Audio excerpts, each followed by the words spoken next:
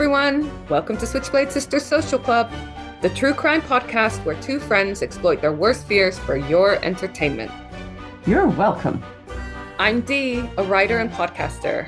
And I'm Isla from Criminally Good Books, a true crime and crime fiction bookshop in York. Follow us on all the socials. Except for X, obviously. Or have a look at our website, switchbladesisterssocialclub.com. Check them out for all our latest episodes, events, deals, and other weird stuff. Listeners' discretion advised. Hello. Recording in process. I'm really excited because we've just been talking about CrimeCon Birmingham. So I cannot wait. So much fun last time too. So check out our socials for a discount code for CrimeCon. Hopefully we have it available by now, but we will announce it as soon as we do have it. Yeah, I'm moving up to Birmingham. I actually knew that, everyone, but I know. Yeah, you've known for ages, but my house is sold. Do you remember I used to do that? And you used to panic when we worked together in charity fundraising. I would read like a banal email and go, I know. Someone would message you, I'm going to be 5 minutes late for our meeting. And you go, and before I knew you, I'd be like, oh my God, what's happened? Bear in mind that we would work on an issue that was very contentious on Israel-Palestine. So it could have been anything. She was like, yeah, Mark's going to be 5 minutes late for our meeting. It's like, oh no, how will you survive? So we've learned to manage our expectations with regards to Isla's responses to things. Yeah, slowly the girls in the shop are getting used to the right. I know. I tried to help train them. Yeah. In the world of working with Isla, but you know, it's a weird and wonderful world. It's a weird and wonderful world, but this is about you in Birmingham, and I want to interrupt and tell everyone about Birmingham and how amazing it is and why you're moving to Birmingham. What possible reason? Obviously for love. But do you want to be closer to me? Yeah, I'm just slowly moving inch by inch, baby steps up to York. So my partner's up here and I love it. It's really nice. So hit me up if you are also in the Midlands. I've learned not to call it the North. Okay. They get angry when you call it up north. And I try to explain, like in London, anything north of London is north, north, you know. But yeah, it's really nice. Just need to find a house now. If anyone wants to like sell their house today, she currently has a couple of pounds. I want stables and a swimming pool. Well, so surprise, it's my turn to present a case to you. Again? What? Why is that, Dee? So let's just say that I'm better at time management. And also I've not got a child, which I think is quite time consuming. It's like a child at a shop and just a brain that doesn't function particularly well. But I do have two cases I'm working on. I just need to be 100% well. I know that one of them you definitely haven't done before. I'm just waiting for Randa to confirm the other one because I don't want to get so far into it and be devastated. Yeah, that's not happened so far, but it could happen to us. Yeah, well, I am going to be telling you today about a case that you may have come across. I'm sure you've come across it. If you know it, you'll know instantly why I've chosen it. I'll give you a clue. My headline is The Corpse, the Con, and Fooling Hitler. It is Operation Mincemeat. Maybe. It's a bizarre one. Yeah, it's a bizarre one because it is war related, and that is not. I think I've just ordered a book in the shop. Okay, interesting, because we're going back to sort of January to July of 1943. So I'm doing an Isla. I'm going back in time and doing a bit of an old-timey case. So we're going. He just moved behind you. Yeah. We're going to the British intelligence offices in London. We're also going to a submarine off the coast of Spain and partly in Germany. Those are the places we're going to today. I love this because I've got this book in to see what it was about, and I'm hoping it is this one. Right. Well, I have no idea what book you've ordered, but if it is about this, then let me tell you about this. So it's about a deception plot with the goal of tricking Hitler into sending forces one way instead of another. A corpse on a slab and pathologist debating whether or not it can fool Hitler. And at this point, Enter Spilsbury. Shut the front door. Yes. Spilsbury. Sir Bernard Spilsbury, our one true love. Bride in the Bath. Cora. Exactly. Oh my God, Spilsbury. Dr. Crippen. If people don't know about Spilsbury, you need to check out Spilsbury. I've gone on a bit of a Spilsbury thing. I even did a debrief on him. So he's the father of modern forensics, and he's always our case crush, even though towards the end he lost his mind a little bit and he did take his own life. So, he got... See, I did not know that. Oh, he had problems, let's say. Okay. So many geniuses did. But this is a case that he got involved with that no one knew about until much, much later, like the 90s, because it was war-related and espionage-related. So it didn't come out at the time. But basically, they needed a corpse to fool Hitler, and I'll explain why. And so they got him involved in helping to choose a body that would basically be believable for the story they were telling about this corpse, the condition that it was to be found in, the state of decomposition. It had to be believable. The cause of death had to be believable to forensics experts in Spain, where they planned on leaving the body, and potentially Germany as well, because they were planning on fooling the German military. So it's one of those rare cases where Spilsbury's expertise helped create a forensic illusion rather than expose one. So I know it's fascinating. I'll show you a picture of our one true love Spilsbury. Just bear with me. Do you think that there are things modern day that happen like this? Because there's so many like protocols and things and like place with corpses and things that you can and can't do. But I just wonder, within like MI5 and MI6, are there things that go on to like confuse people? 100%. It would be so interesting. I suppose we wouldn't find out about those things until like so much later. Opened. Yeah. So I'll explain about how this came out as well. And you'll be able to see that, yes, entirely it could be the case that all of this stuff is still happening and that we will only find out in decades' time or never. So here we have Spilsbury. He's very dashing. He looks very dashing, full head of hair, a little bit cropped at the side. He's got his like microscope in front of him. I love all those like old posed photos. I suppose it did take maybe a little bit of time to like, when you take the picture, you have to kind of like stay still for a period of time, don't you, while it takes it? But he's like very... Exactly. And taking photos was a bigger deal. So you would dress up and you would, I'm just thinking of my granddad's passport picture in his Palestine passport. He looked very dashing. But he's smoking a cigarette actually in his passport photo, which is just hilarious.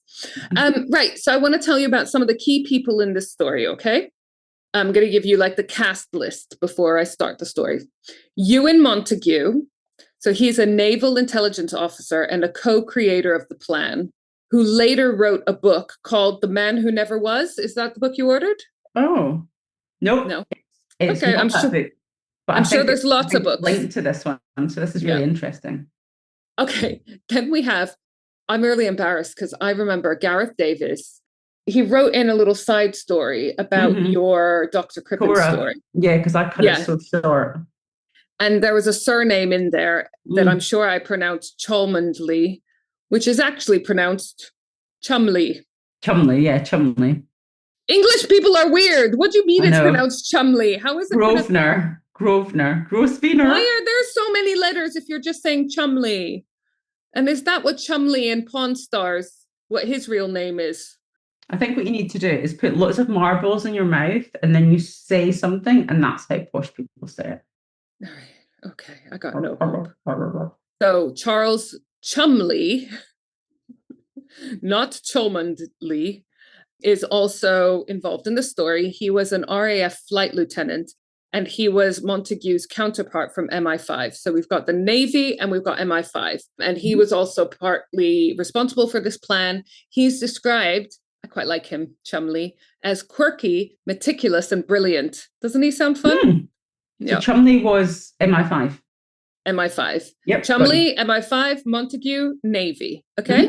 Yep. And then Sir Bernard Spilsbury, who is, of course, science. Yeah. Science, yeah.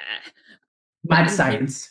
As you said, he was known for legendary cases like Dr. Crippen and the Brides in the Bath. So he was known at the time.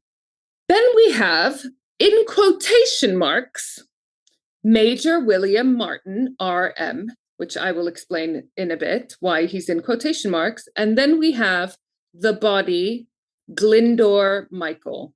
And Glyndwr is spelt, it's obviously a Welsh name, Glyndwr, Glyndwr Michael. He was a homeless Welsh labourer who died in London after ingesting rat poison. So his death went unnoticed. I am presuming that he took his own life because I find it unlikely that he would ingest rat poison to a fatal level unintentionally, but that is unclear. And maybe they never knew for certain or cared, to be honest, which is really sad. So background, why did they need Operation Mincemeat and what is it? In early 1943, the Allies planned to take Sicily from Italy.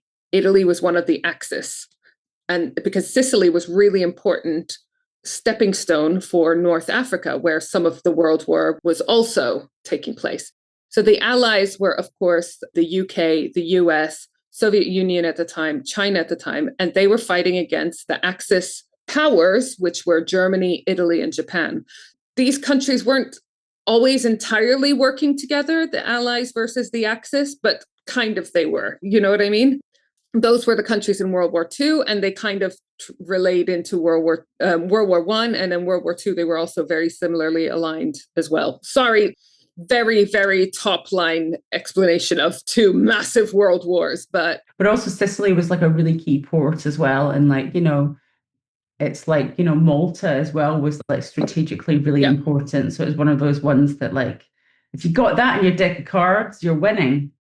They are so strategically placed in the Mediterranean, some of those places, that they are perfect stepping stones, launching pads to expand to other areas around the Mediterranean and also protect the areas you already have, et cetera, et cetera. So basically, the Allies, the UK, the US, et cetera, wanted to take over Sicily, but it was a very obvious choice. It makes sense even to us with our minimum, you know, military knowledge. Churchill famously said, "Everyone but a bloody fool would know Sicily is the next target." So what they wanted was a deception operation big enough to trick the Germans into thinking they didn't want Sicily, and preferably that they were going somewhere else, in this case, Sardinia, maybe Greece, instead, that they were going to take another island to use as a, you know, as a port, as a strategic hotspot, as a launch pad, whatever. MI5 had already had a deception section, the double cross system, but this plan was slightly different. They decided that they were going to look at using a corpse to plant false information and false intelligence. This idea drew from, this is a great name, from the Trout Memo. So again, using a dead man with false documents to mislead the enemy. So I had to Google what was the Trout Memo, because in the research, it was talking about the Trout Memo like that was something everyone knows about. And I was like, I don't know about the Trout Memo. Is it something to do with like getting your lips injected? I mean, I don't know. I know. I didn't get that memo. I need that. I need that. But basically, it was a British Naval Intelligence Memorandum, so a bit of a document written in September 1939, just days after Britain entered World War II. Its formal title was actually Suggestions for Deception of the Enemy. So its nickname was the Trout Memo.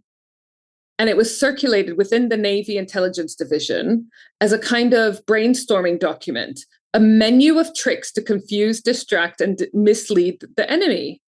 And the Trout Memo comes from its central metaphor, if you're wondering, yeah, but where the fuck do trouts come in? Just as trout can be caught with unexpected bait, so too could the enemy be deceived with ideas that were counterintuitive, theatrical, or bizarre. What a silly thing. So basically, catfish is what I took from it. So another fishing analogy. But basically, let's think outside of the box of how we can trick our enemy, because anything inside the box is going to be fucking obvious, and they will either have thought of it or tried it or whatever. This was the fun fact, though. The memo was widely attributed to Ian Fleming. Oh. The man who wrote James Bond. It was officially issued under the authority of Admiral John Godfrey, head of the Naval Intelligence. But like a lot of official documents, they're written by underlings, right? And someone more senior or the organization will put the name on it. But at the time, Ian Fleming was Godfrey's personal assistant because he obviously had a lot of experience within those intelligence agencies. And that's where he got... Ian Fleming was Godfrey's assistant, or... Yeah.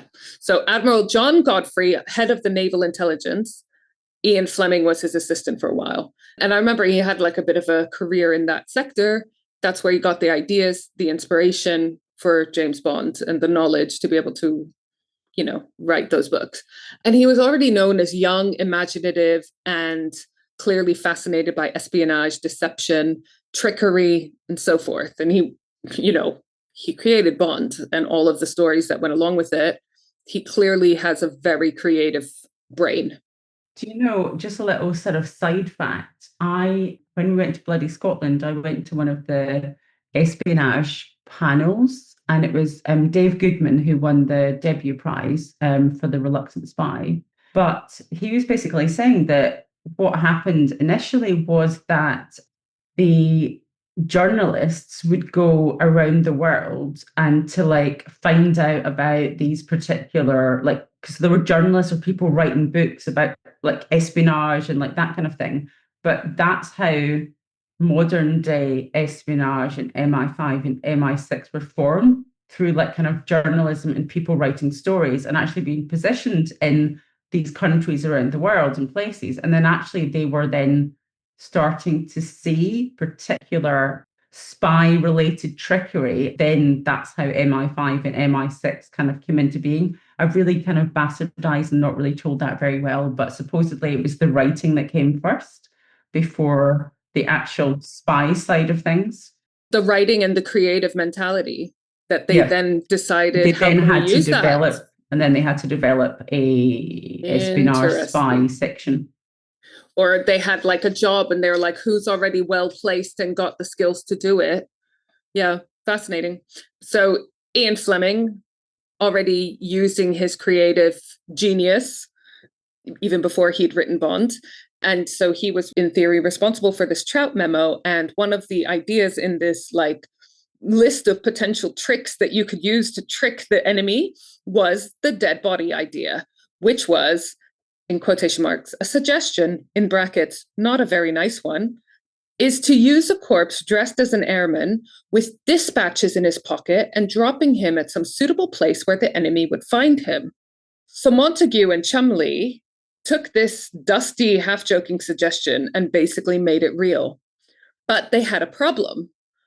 And here we have Sir Bernard Spilsbury, who already, as we know from our past cases that you covered, Brides in the Bath and Dr. Crippen, he had gained some notoriety, some fame, because those cases were big, scandalous cases at the time. And they were in the 30s, weren't they? So he was famous, basically, in certain sectors. And for a time, Montague's team needed a body that had died recently, showed no obvious trauma, and that would be believed as a drowning victim and stand up to forensic autopsy, because their idea is that he's an airman that's dropped into the sea. So he can't have injuries that don't line up with that narrative. It's unlikely they'd find a drowning victim, but could the person have to die before he went into the water? Right, okay, this is interesting, sorry. Yeah, but they just have to find a body that they could somehow make a story that it would be believable, right?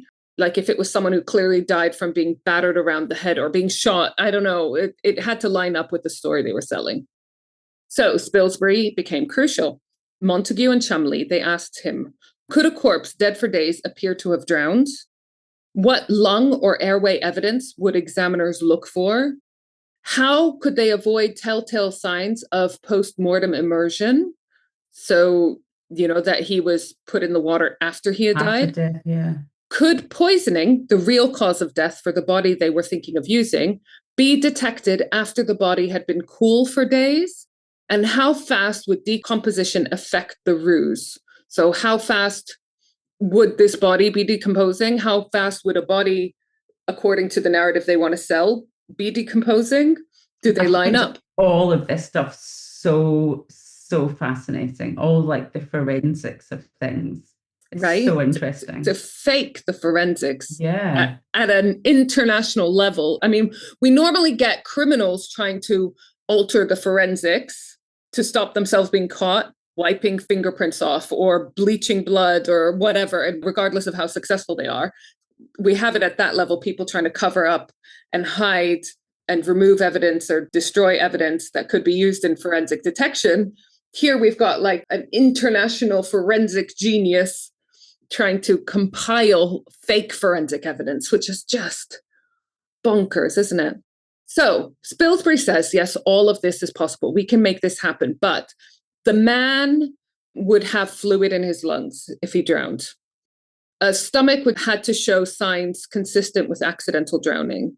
The body has to be kept cold enough. And there has to be no obvious injuries or medical anomalies that suggest a different cause of death. Like I said, if you want him to be believable that he drowned, he can't have a gunshot wound to the head, you know? Yeah. So he reassured the MI5 enough that they decided to proceed with this bonkers plan. So Spilsbury also advised on how long the body should be kept or could be kept before it became unconvincing. You know, what the corpse's appearance should look like, the skin tone, the bloating must match a body recovered from the sea. Did they have this body already in mind, or is this just what they needed to find? Do you know I don't know at what point they found the body compared to what point they got Spilsbury involved. Okay, cool. I think they asked him, would you help us? And then identified a body and then had him help them prepare this body, you know, and approve the body, prepare the body, and so forth. Spilsbury also said you need to plant seaweed and personal effects on the body to strengthen the illusion. So I will explain how far he went there. That's amazing. So his role, like I said, was not publicized at the time, and much of it remained classified until the 1990s. So we only found out Spilsbury's in the 90s, which is why, and I'll tell you how that came out in a bit, but all of this, you can imagine, was top secret. No one knew this operation was happening at the time, let alone who was involved in it. So after Spilsbury's guidance, okay, that answers our question. So once he said, yes, it is possible in theory, MI5 and the Navy decided to crack on in practice. So they got in touch with St. Pancras Hospital Mortuary, so in London, St. Pancras Hospital, and they found the body of Glyndwr Michael. He was 34, and like I said, he died from ingesting phosphorus-based rodent... Rat poison, okay. Yeah, rat poison, probably on purpose. It doesn't seem like something you would accidentally overdose on. His lungs and organs were not badly damaged, and he had no visible injuries, which means easier to fake what he might have died for. So Spilsbury confirmed that his body could pass for a man who had died from hypothermia, exposure, accidental drowning. That combination of things is what they want whoever finds this body to think he died of. Montague later wrote that Spilsbury considered the corpse, in quotation marks, most suitable. Mm-hmm. So I know this is the one really sad thing, that there's a corpse that no one cared about that was able to be used in this manner. You know what I mean? I'm sure at this time, if they found a corpse and they approached the corpse's family and said, can we use your loved one's body to help win the war? It's like something you could say, like, that's, a lot of people would be like, that person's passed away, this is their chance to help. And other people would be like, no, to kind of traumatize. But I think, I would have thought most people would be like, go for it if it's going to help. In the middle of World War II. Yeah. Soon after World War I, that national spirit, I think, so it's really sad that despite that, there's a body that was used non-consensually, not even by the loved ones left behind. It's just, you know, it is sad, but it was for good. Homeless? Sorry, was he homeless? Yeah, so he was homeless. So they decided to use Glyndwr Michael's body. The coroner was cooperating, and the body was placed in cold storage for months while they planned what to do with this. And what they had to do was create, I think it's called the legend, isn't it? Your undercover character. So they created Major William Martin, which is why I said in the list of characters in quotation marks. And they built an entire life for this man who never actually lived.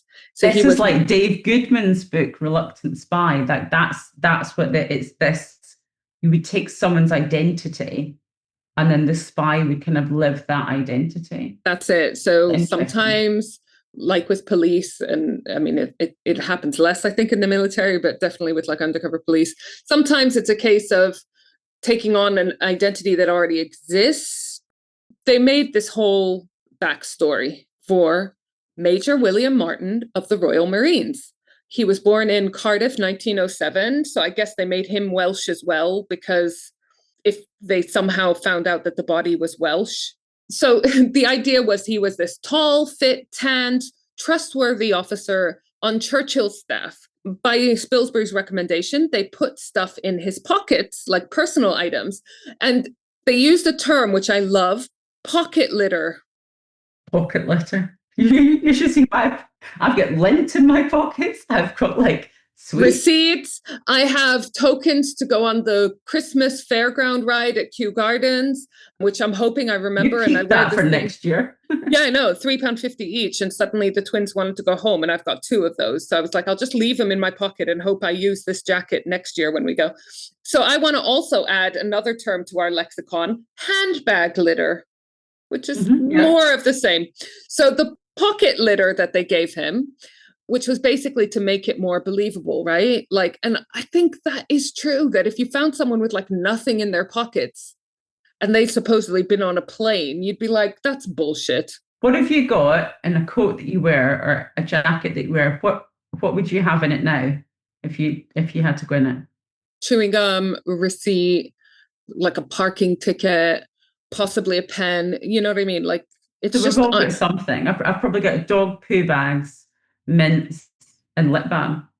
And we're not going to war. Do you know what I mean? So the fact that the thought of someone going to war and traveling in a plane without anything shoved in their pockets, this is interesting. This is cool. Right? Look at what they put in there to make him seem believable. Stubs of a theater ticket. Please tell me there's a condom in there. Receipt for a new shirt. We said receipt. Keys. Yes, keys. A book of stamps.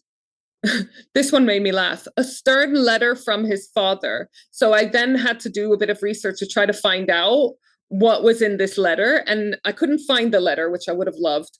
But apparently the letter sort of told the son off for being careless with money, which is totally believable because that's what my dad does to me. Going to the theatre far too often. Yeah. Mentioned that William should write more often, referred to some family matters and some daily domestic concerns, and complained about like the difficulty of wartime life back home, and also alluded to sending or having sent some small financial, a little bit of money, basically. So the tone was very affectionate, but faintly irritated and like kind of a bit, I won't say condescending, but like telling him off a bit and, just very parenting. Typical parent. Yeah. Normal. So there was also an overdraft letter from his bank, which seems harsh. It's like, mate, I'm at war. Do you mind? They're really going to town with this pocket letter. Yeah. And a photograph and love letter from Pam, his fictional girlfriend. And this made me sad, even though I was like, the guy's not real. He's not real. A bill for an engagement ring. Oh my God. How big? I'm sorry. How big are these pockets? Is like a big trench coat with deep pockets? Because like, that's a lot of stuff.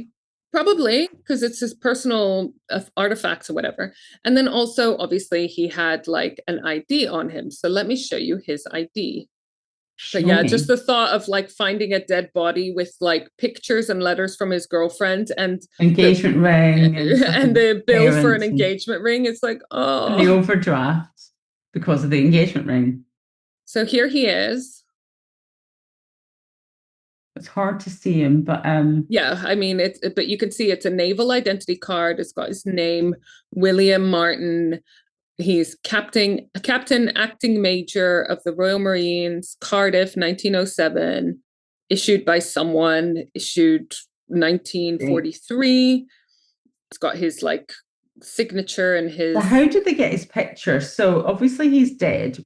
Did they have a picture beforehand? They must have, or maybe someone that looks similar, because now you could easily do something with AI and like print it. But back then, I'm not sure whether they'd found a picture of the guy, whether they used his dead body. No, well, because those pictures with like children, they used to do the death pictures and make them look alive. I mean, if I'm honest, I think that would be my guess, because I don't know if they would have found like they pin their photos up, they pin everything and get them to smile. Or oh, it's awful, isn't it? Yeah, so because he was a homeless guy picture from Wales, found in London, so it's unlikely they would have found a photo of him previous, you know. He might have had ID on him, but interesting though, isn't it? Maybe he had a different ID, but or maybe they just found someone who looked incredibly similar. Who knows? But then, obviously, what they needed to do was plant this fake documents on him, these forged documents. And it's interesting because they're forging their own documents, right? So it's documents from the Navy, from MI5. So it must be easier to do. They just get their actual letterhead or whatever. Do you know what I mean? So, right. It's a bit easier than forging documents for another organization. It's more a case of making the information believable inside these documents. So this body had a briefcase with these planning papers in them. So Spilsbury also, even though he's like a human pathologist, forensic expert, also showed concern on how to prepare the documents, because obviously the documents had to reflect that they were immersed in seawater and have realistic wear as well. Basically, the idea was it was going to be obvious that this body was dead for a while, but it means that the papers also had to be in the water for the same amount of time, right? And there's different types of water, if it's seawater or fresh water, God. Different papers in there that will have to deteriorate at different rates. Oh my God. Yeah. This briefcase that they found, they changed it to the body. So it was handcuffed to the body, you know, like this guy is on an important mission to transport these very important documents when the plane crashed. So they had to look at seawater exposure. The documents were immersed in seawater, but they were soaked not to destruction, because the idea was they still had to be legible. This was the other thing.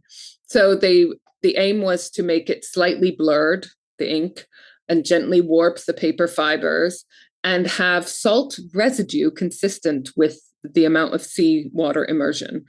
But they couldn't have too much damage, because that would suggest it was fake, or make it so they couldn't read the documents and it was all for nothing. And too little damage would also imply that it was a forgery. But it's also the ink that had to be aged correctly and not run to the point where you couldn't read the documents.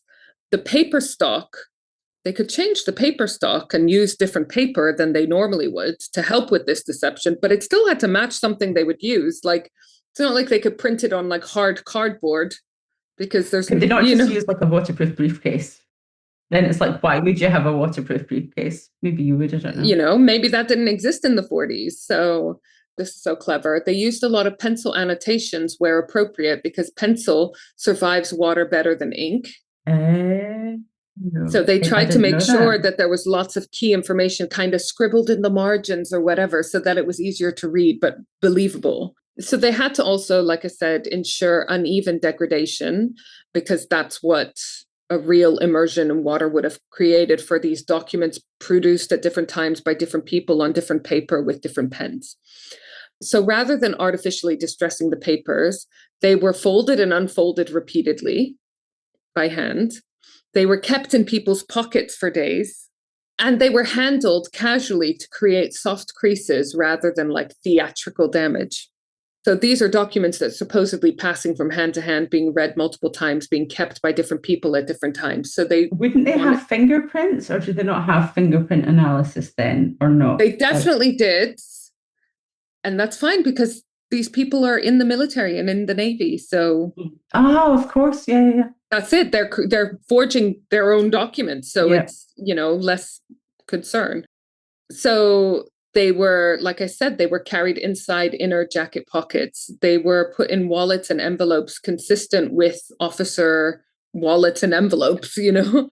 And Spilsbury understood that partial protection from clothing would affect how water reached the papers. So how would the clothing of the letters, the pocket litter, of the documents in the briefcase? I suppose the documents in the briefcase might have been a bit easier. Maybe a briefcase is a little bit waterproof, but we're talking about the letters from his dad and from Pam, because those are the ones, although they don't contain important information, they're the ones that are giving validity to the story that this is a genuine officer who, had an air crash.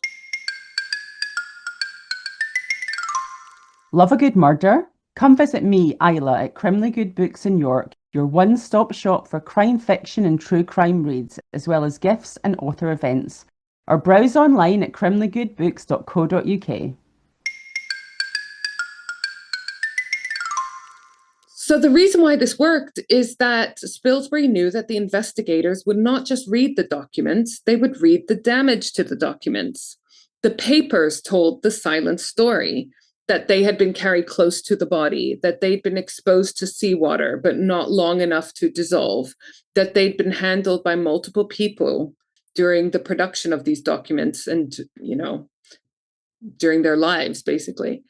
And also that these documents were never meant to be seen by anyone else, whether they're the personal documents or the formal official documents. They were not meant to be seen by other people, and they were definitely not meant to be seen by the enemy. So the physical story had to match the narrative.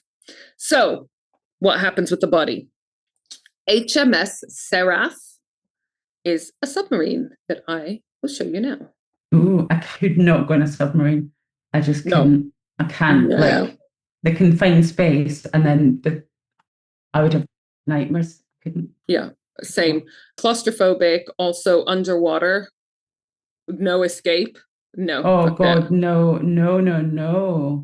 No. I mean, look how tiny that is. Look how narrow it is. I mean, there's people basically having to stand on their side. It's not even as wide as a human, it looks like, right?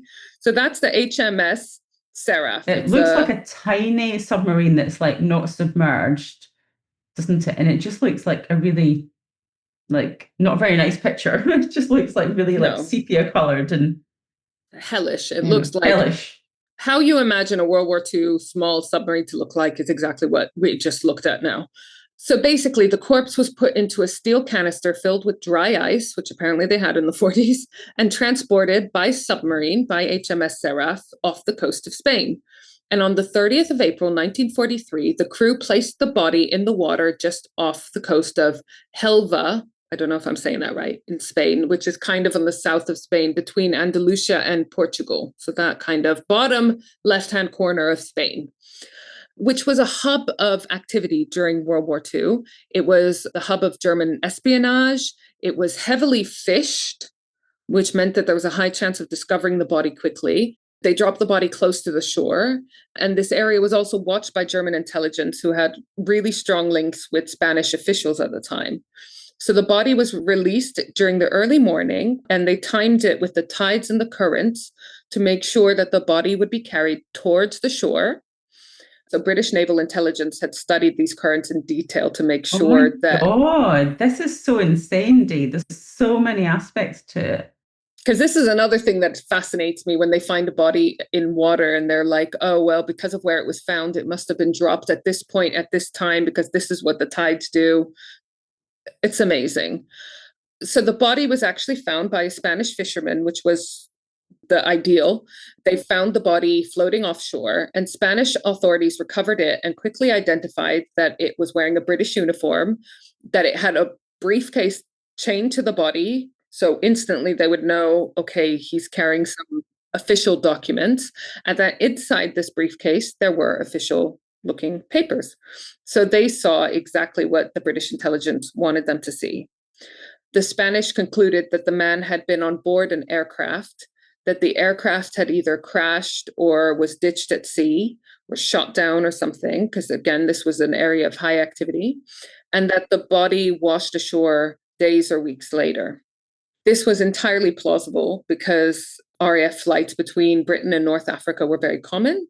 Bodies from air crashes very often did wash ashore in the Mediterranean. It's not that big body of water, as we know, compared to others. The uniform matched the story. The decomposition fit the timeline because even though this body had been dead for months, at this point. If you remember, they kept him on ice, so he did not look like he had been dead for months. So they didn't think, this was my thought initially, would they have thought it was a shipwreck? But it wasn't meant to look like a shipwreck, because a shipwreck would have meant lots of debris. It would be much harder to fake. You would have like a boat that would probably break down and float around, whereas a plane is more likely to crash, sink to the bottom, and take the person down with it. Like, well, the person might have ejected elsewhere, and be separate to the airplane. Yeah, that's true. So obviously there is no airplane, the actual airplane. So the fact that they find a lone body, it ties in much more with an aircraft loss story. So the Spanish medical examiners did inspect the body, and this is where Spilsbury's influence paid off. The poor Spanish pathologist, it's so sad that he's named, because obviously he's named for his failure in this case. Dr. Eduardo del Torno, he inspected the corpse, and he noticed that it was a recent drowning.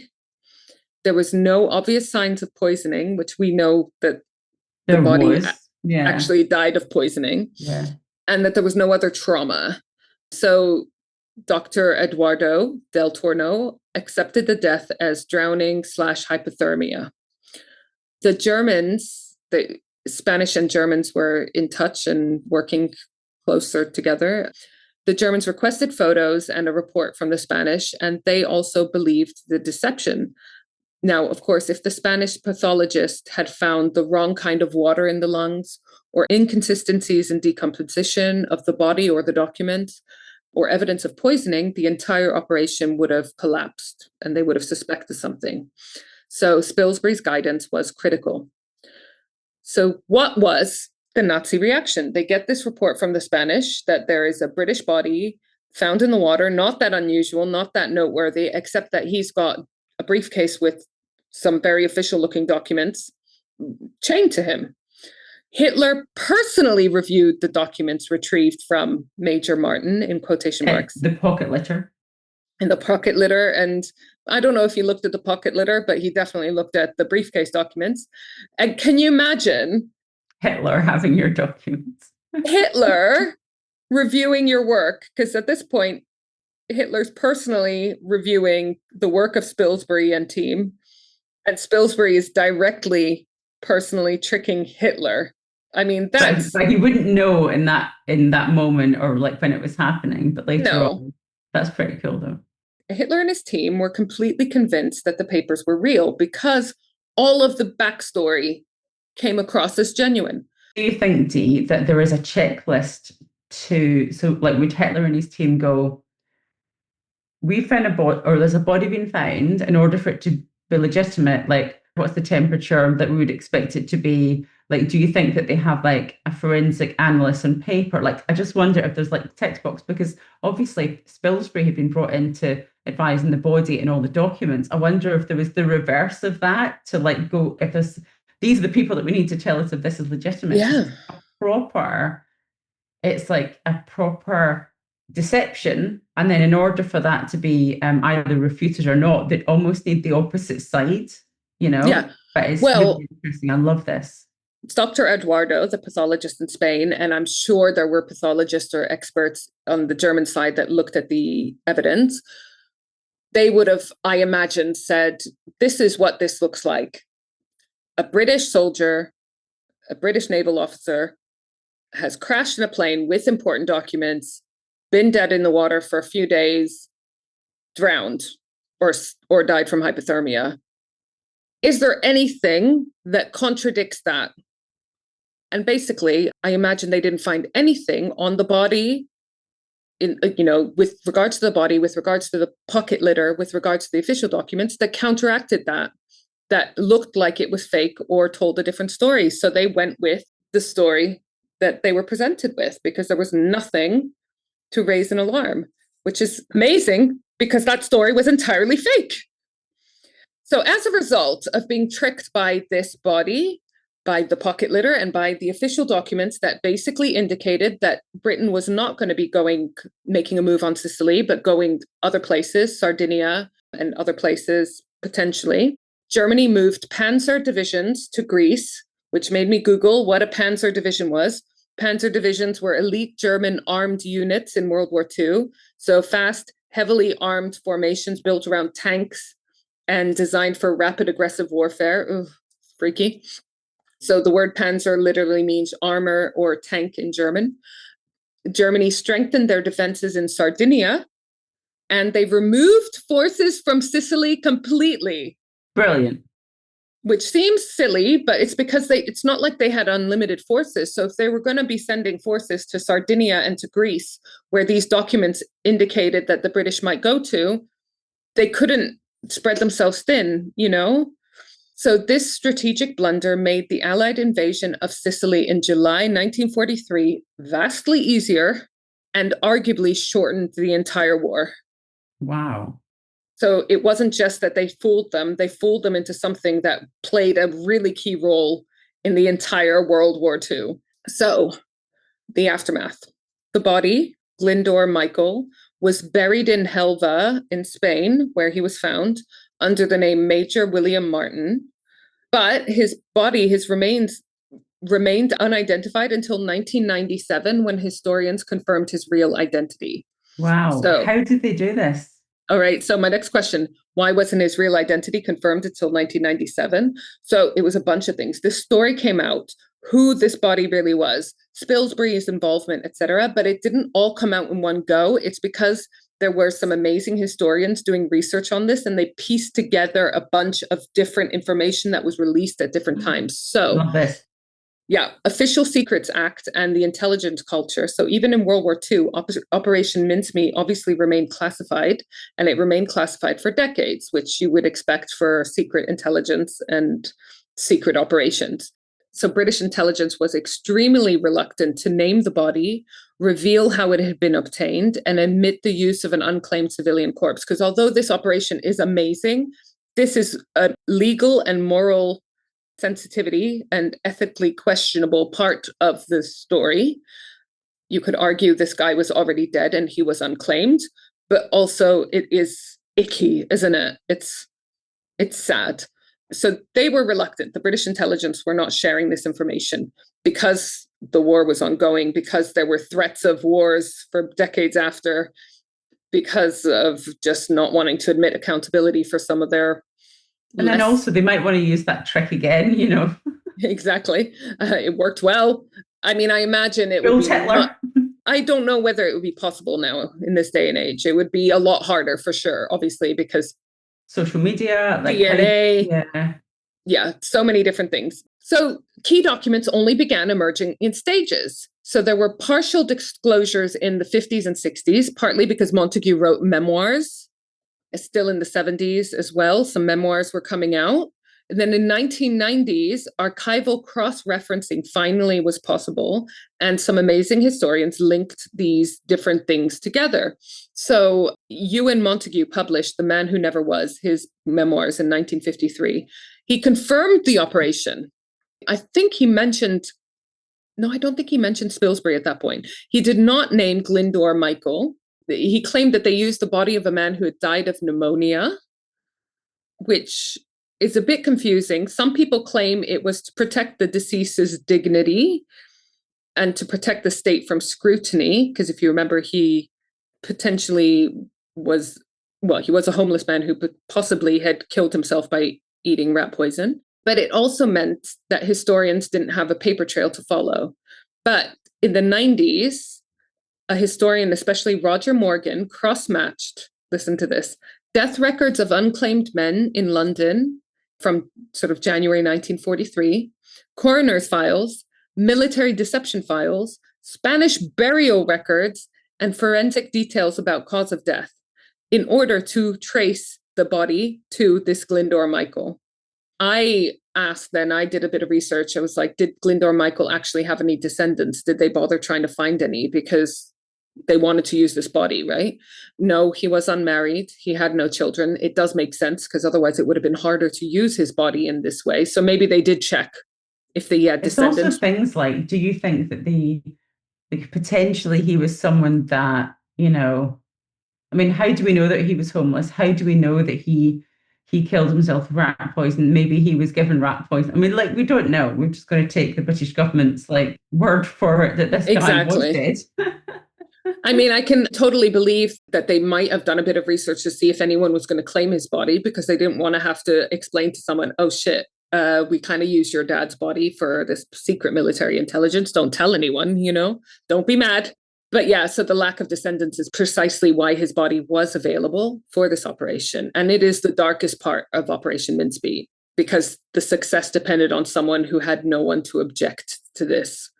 And like I said, at a time when arguably people might have been proud to have their loved one's body used in this way, but that would mean telling more people about this operation. So it's a tricky one. But I wanted to look at how he's recognized today, because he was buried in Helva, as I said, under Major William Martin, Royal Marines. But now, as a result of these historians finding his identity, his true identity, his grave also says Glyndwr Michael served as Major Martin. So he's got both graves, both names on his grave, and the Commonwealth War Graves Commission formally acknowledged his real identity. So he is now officially recognized as a war casualty, albeit an unconventional one. And I would arguably like to say that he should be recognized as a war hero. Yeah, I mean, come on. He's like, I mean, do you know what I mean? I don't know how to go that far. Like, I mean, he certainly has like shortened the war. And I just think it's just so tragic that he didn't know how much he helped people. No. It's so sad, isn't it? If he genuinely was homeless, if he genuinely, let's say, took his own life because his life was, because when you were talking about it, I'm thinking he's got a dreadful life. He's taken rat poison because he hates his life, or he's taken rat poison because he wasn't sure what it was. I mean, I don't know. But the poor man has died under tragic circumstances, and then he's able to give something back, and he doesn't know that he's done that. Yeah. So, okay, maybe he should be like he should be a war hero, but he's a war hero that didn't do anything himself personally to. Yeah, but it's just a very tragic part of this, part of an amazing story. Yeah, it's an amazing story that I didn't think would grip me, because again, I'm not one for war stories. Montague and Cholmondeley are now known as legends in British intelligence, as you can imagine. I mean, this is a ruse that could have heavily backfired. You can imagine how much they would have been ridiculed if this fell through, right? Spilsbury was never publicly linked to the operation during his lifetime, and it only came out in the 90s. So the success of Operation Mincemeat was almost entirely because of him. And it was a deception that's considered one of the most successful in modern military history, a perfect marriage of espionage, theater, and forensic science. Oh, so I love the forensics so much. I know. It's just, like I said, we're so used to people trying to destroy evidence that this story of trying to create evidence that's believable is just like so interesting. I love that theater and forensics. That's cool. And this is something we need to do when you are in London next, because there is a musical on at the moment in the West End called Operation Mincemeat, a new musical. Shut up. Yeah. There is also a film, 1956 film, The Man Who Never Was, which was based on Ewan Montague's memoir. But apparently, like I said, that was very sanitized, procedural, didn't mention Glyndwr Michael. So I was going to say, if it didn't come out until the 90s. Okay, I might watch that then. But there is also a film in 2021 called Operation Mincemeat, starring Colin Firth. I really need to pay attention more to pop culture, because that one also flew me by. Yeah, so Operation Mincemeat. And I'm looking this up, Dee. This is going to be how Spilsbury tricked Hitler. That is brilliant. How Spilsbury, Operation Mincemeat, right? I'm going to look that up. That would be my next watch. I'm normally not a fan of musicals either, and I'm not a fan of wartime stories, so maybe this is my idea of hell, but I'm sure that it will be fascinating, and I'm sure that Spilsbury is in there. We'll book tickets. We'll have some wine beforehand. We'll have some wine at the interval. We'll have some wine at the end. It's going to be great. Yeah, I think it'll be really fun. A musical about things that... About Spilsbury. About Spilsbury, about World War stuff. We'll bring stickers and we'll share the stickers with everyone in the audience.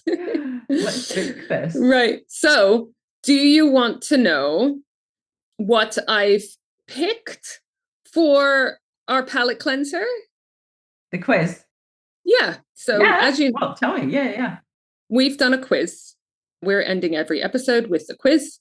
And so my quiz is on bizarre war things. Oh, fantastic. Love it. Yep. Love so it. Operation... Is there a prize, Dee? Do I get something like a lollipop sticker? The prize is you get your palate cleanse so you can sleep tonight. Okay, let's go for it. All right. So weird shit that happens in wars. Okay. Question 1. Which of these was a real British World War II operation name? Because we've been discussing Operation Mincemeat. We've heard some very strange ones. Right. A, Operation Pudding. B, Operation Bodyguard. C, Operation Tea Cake. And D, Operation Sausage Roll. I think all the operations are just so bizarre. I'm just going to go Bodyguard. Correct! And Operation Mincemeat was actually part of Operation Bodyguard. So you can have operations within operations. Oh my God. Question 2. Which animal appeared most often in British World War II operation names? Is it A, horses, B, birds, C, dogs, or D, fish? Birds. Answer D, fish, including haddock, plaice, and mackerel. Because quite often they're Navy related, I guess. Oh, I should have got that one. Okay, so which animal unexpectedly won a military conflict in the 1930s and 40s? Is it A, pigeons, B, horses, C, emus, or D, camels? I'm going to go with pigeons. It's emus. In 1932 in Australia, the government deployed soldiers to deal with a very serious problem. Around 20,000 emus were migrating through farmland in Western Australia, trampling crops, which was obviously a big deal in the Great Depression. So what went wrong? The emus could run at 50 kilometers per hour. They would split into smaller groups when attacked. They could absorb multiple bullets and keep going. Shut up. Oh my God. They refused to politely line up and be shot by machine gun fire. The guns that the soldiers were using were often overheating, they often jammed, and they were mounted on trucks that couldn't keep up with the emus on that terrain. One officer reportedly said, they seem to have a bulletproof organization. So they have a strategy of not being killed. Yeah. The humiliating result was that after weeks and weeks, very few emus were even killed. Ammunition was wasted and running low. Crops were still getting ruined, and the press and the population were completely mocking the soldiers. So the military withdrew and the emus stayed. Oh my God, that is insane. The military. Bonkers. Australia is crazy. Okay, question 4. What were British troops advised to do if they found a suspicious dead rat during World War II? A, bury it. B, burn it. C, report it immediately. Or D, absolutely do not touch it. Report it immediately. No, D, absolutely do not touch it. Some rats were booby-trapped with explosives, but I'm guessing they didn't want to have a report for every dead animal because, you know, that would be a lot of resources used. Why was it booby-trapped? Oh my God, okay. Booby-trapped with explosives, dead rats. I mean, fucking hell. I imagine that going off. Oh. I never want to live during a wartime that affects where I live or any war. We want peace. I mean, we're kind of in the middle of that anyway. Like, I mean, I know. I just realized we're like heavy in the warfare, but yeah, it's just bonkers. The whole world is going to shit. So on that note, final palate cleanser, which is actually just quite depressing for us. Which fake military equipment was widely used to deceive the enemy? A, wooden submarines. B, inflatable tanks. C, cardboard planes. Or D, painted shadows. Inflatable tanks. Yeah, they looked convincing from the air. Exactly. I knew this one. Did you? Did you know that one? I didn't know that one. It's really interesting story. But yeah, that was a big that was also another thing about how it looked like Britain had more tanks when actually we didn't. We just had massive inflatable tanks that when they looked at them from the air, it looked like we were like flexing loads and we just had nothing. That's hilarious. So, sources for my story and the quiz as well. Hectoon International Forensic Medicine and Sir Bernard Spilsbury, NPR Operation Mincemeat Film Review, the National Archives and Kew, Imperial War Museum, MI5 website, Commonwealth War Graves Commission, BBC History has a load of articles, History Today, and Smithsonian Magazine. I will put the links, the sources in the show notes, but there you go. That was so cool, Dee. Thank you for that. I just love that. That's my kind of thing. That was almost the most happy story we've ever told on here. Happy? Well, not happy, but like the most uplifting. I don't know. No, maybe not. I suppose it's something that has a positive to it.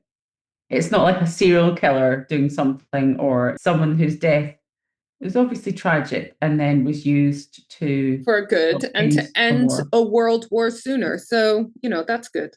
And what was his name? Glyndor Michael. Glyndor Michael. Yeah. Thank you, Glyndor Michael. Thank you, Glyndor Michael, for your services. Yeah. I will see you next week, where I will assume I'm telling you another case. Let's see if I can just double check with Randa and if I can get it done in time. As people know, I go down a little ADHD rabbit hole and then a butterfly goes in front of my face and then I'm lost for 4 hours. So, Whereas I take medication for my ADHD and plan accordingly. All right. Well, I love you. I love our season 6 sexy listeners. Have you got a new ring? Did you get a ring as well? I'm not engaged. No. Randa got me one. I thought I saw it. She got me this for my 40th. I got this one. Oh, she's so nice. We love her. She's lovely. Yeah. She's lovely.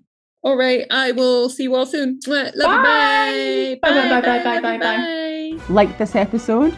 Want more? Come visit me, Isla, at Crimley Good Books in the heart of York. We're an independent bookshop dedicated entirely to crime.